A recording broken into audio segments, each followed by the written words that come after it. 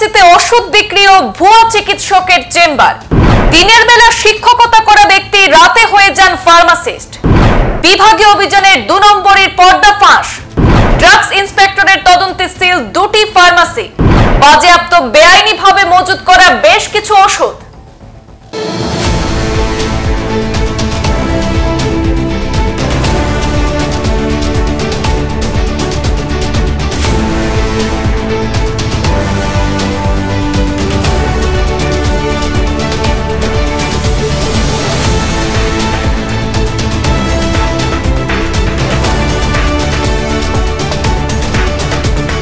ত্রিপুরা লংতরাই ভেলির মনু থানার অন্তর্গত করমছড়ায় আমবাসা পুলিশের সহযোগে অভিযান চালালেন ড্রাগস ইন্সপেক্টর।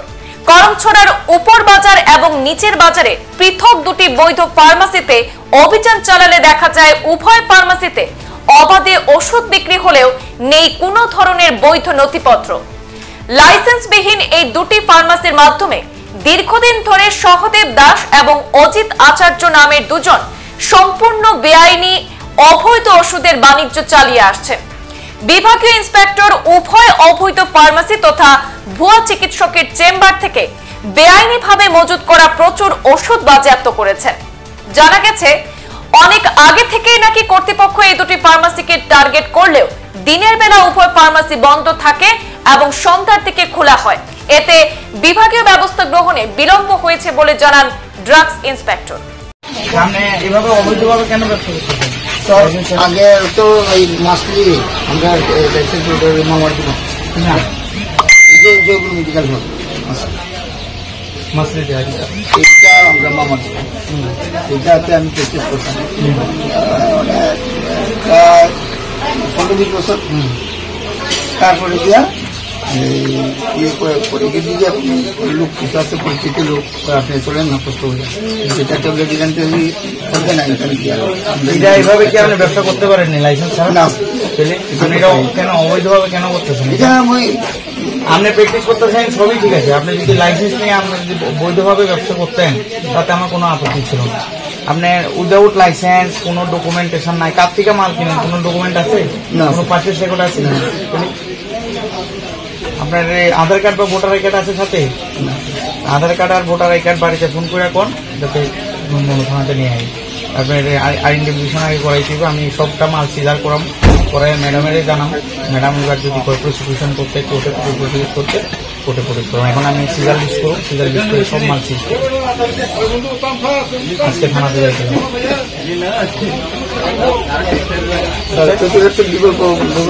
বিকল্প কিছু করার নাই, এটা পুরাটাই যেটা প্রসেস আছে অফিসিয়াল প্রসিডিং যেরকম ওইরকম। এতদিন ধরে আপনি টের পাইছেন না যে এটা লাইসেন্স ছাড়া যারা ওষুধের দোকান করে লাইসেন্স করে সেটা ফার্মাসিস্ট রাখতে সেটা ব্যবসা করতেছেন। আপনি উইদাউট লাইসেন্স কোনো ডকুমেন্ট নাই, কিছু নাই, এমনি মনে লাইটটা দেন, মনে ইচ্ছা করে লাইটটা দেন না। এটা আমি আইছি, ওনার এগেন্সটে কমপ্লেন ছিল উনি অবৈধভাবে ওষুধ বিজনেস করতেছেন। তো এসে দেখলাম প্রচুর ওষুধ, শিডিউল H1, H ড্রাগ, পিছনে স্যালাইনও দেয়, পিছনে একটা ব্যাগও আছে। তো আমি এসে ওনারে বললাম ওষুধগুলি সবগুলো আমি এখন সিজ করতেছি, সিজার করবো, সিজার লিস্ট তৈরি করুন আর ওনার সব ডকুমেন্ট কালেক্ট করুন কোনখান থেকে আর কি আসলে লাইসেন্স তো নাই এবং ওনার যে আদৌ উনি এখানে ইন্ডিয়ার মানুষ নেই, এটার ব্যক্তিত্ব মানে ওনার পরিচয়পত্র সবগুলি দেখুন, দেখে আর যাচাই করুন। এরপরে বাকিটা ফার্দার আমি আমার ম্যাডামের জানাম, ম্যাডাম যা আমি প্রসিকিউশন করা হইলে প্রসিকিউশন করুন কোর্টে।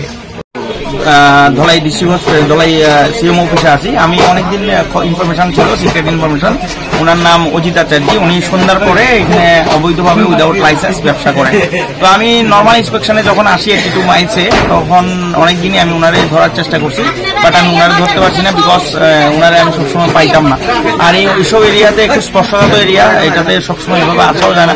তো আজকে with the help of the police আমি আইছি, এখন সবগুলি মাল সিজ করুন, সিজার করে নিয়ে যাবো, ভদ্রলোকের নিয়ে যাবো। এখন ওনার যাবতীয় ডকুমেন্টেশন দেখুন, উনি বাড়ি কোন জায়গায়, ওনার পার্মানেন্ট অ্যাড্রেস, এবং উনি কইতেছেন উনি গভর্নমেন্ট এমপ্লয়ি, গভর্নমেন্টে চাকরি করেন। তো উনি কইতেছেন ওনার ছেলের জন্য এরকম। তো অবৈধভাবে তো এইভাবে মানা যায় না। আমাদের সরকার যেভাবে অগ্রসর হইতেছে মানে সুস্থ নীতি নিয়ে এবং ভালো কাজ করার লাগে ভালো নীতি নিয়ে, ওরা তো এইগুলি নিয়ে কালিমা মুক্ত করতে চাইছে। আমরা তো মহিতে দিই না, আমরা সিনিয়র আমাদের ম্যাডাম আমাদের সবসময় বলেন যাতে অবৈধভাবে কোনো ব্যবসা না করতে পারে, সবাই যাতে সুষ্ঠুভাবে ব্যবসা করতে পারে, মানুষ যাতে সঠিক সময়ে সঠিক ওষুধ পায় এবং রাইট ইয়ে হয়। যেমন এই ফিল্ডের লোকও না, ফার্মেসি টাইনের সাবজেক্ট না, তাহলে এখন ভুলভাল একটা ওষুধ খাইয়া কেউ যদি মারা যান এটা লাইবিলিটি কে নিবে? এখন মানুষ এখানে অনেক সহজ সরল মানুষ আছে, এরা পেট ব্যথা মাথা ব্যথা, এখানে সামনাসামনি মাসলি পিএসসি আছে, ওইখানে গিয়ে ডক্টর দেখাইতে পারে, টিটুমাইস আছে কাছাকাছি এই দেখাইতে পারে। এরা যদি ব্যবসা করতেই হয়, একটা সুন্দর বাজার, এরা লাইসেন্স নিয়ে ব্যবসা করুক না, তাতে কোনো অসুবিধা নাই। আমরা ড্রাগ কন্ট্রোলে যদি উনি অ্যাপ্লাই করে, ওনার ভেরিড যদি সব ডকুমেন্টেশন থাকে উনি লাইসেন্স পেয়েছে বলে, এটা তো আরো ভালো। লাইসেন্স দোকান করলে তো উনি অনেক দিন ব্যবসা করতে পারবেন এবং এরা মানে সবাই এখন প্রচুর পরিমাণ ওষুধের দোকান বাড়তেছে, কারণ লাইসেন্স করে মানুষ এটা একটা মানুষের রোজগারের একটা ব্যবস্থা। কিন্তু উনি সরকারের একটা বুদ্ধিজীবী লোক হয়ে, পড়াশোনা জানাশোনা লোক হয়ে সে এইভাবে করতেছে, এটা তো মানা যায় না। এখন আমি সবগুলি মাল সিজার করতেছি, নিয়ে জানি এখন ওনার ডকুমেন্টেশন দেখুন, দেখা বাকি এরপরে ফার্দার ম্যাডামের জানাবো, ম্যাডাম যে কাজ করে। তাহলে যেভাবে লাইসেন্স করে দেওয়া হয়, আইন তো বেআইনি ভাবে হইতে হবে না।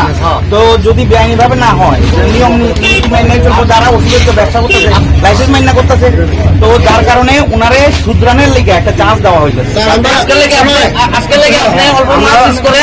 কিন্তু তাই না যাতে লাইসেন্স করতে পারে ওইটা ব্যবস্থা করে। আপনি যদি আজকে এখানে আপনারা করমছড়া বাজারে যে অবৈধভাবে লাইসেন্স ছাড়া ওষুধের ব্যবসা করতেছে, বিগত কতদিন ধরে এখানে এরকম ব্যবসা করতেছে? তো অনেক বছর ধরে এখানে ব্যবসা করতেছে, কিন্তু ব্লেজার মানে গ্রাম্য অঞ্চল, এখানে অনেক সময়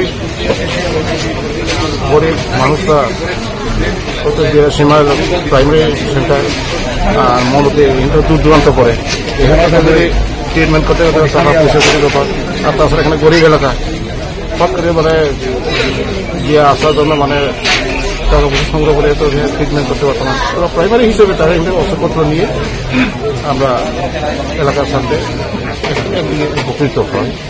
তবে আরেকটা জিনিস, এখানে যে এক্সপায়ার যে ওষুধ বিক্রি হয় তা তো আমরা জানি না। তাছাড়া গ্রাম অঞ্চলের মানুষ লেখাপড়া তেমন জানা নেই, কি ট্রাইবাল হোক কি নন ট্রাইবাল হোক, পুরুষ হোক মহিলা হোক, অধিকাংশ এখানে কৃষিজীবীরা অর্থাৎ দৈনন্দিন মজুরি কাজ করে হয়। তো তাদের পড়াশোনা থাকবো কেমনে? আর এক্সপায়ার হয়েছে এই ওষুধটা আছে। ঠিক আছে, আপনার পরিচয়ের নামটা? আমার নাম পশ্চিমবঙ্গ ত্রিপুরা, বাড়ি করমছড়া। ঠিক আছে, সংবাদ এই পর্যন্তই, ফিরছি পরবর্তী অন্যান্য আপডেট নিয়ে, সাথে থাকুন। ধন্যবাদ।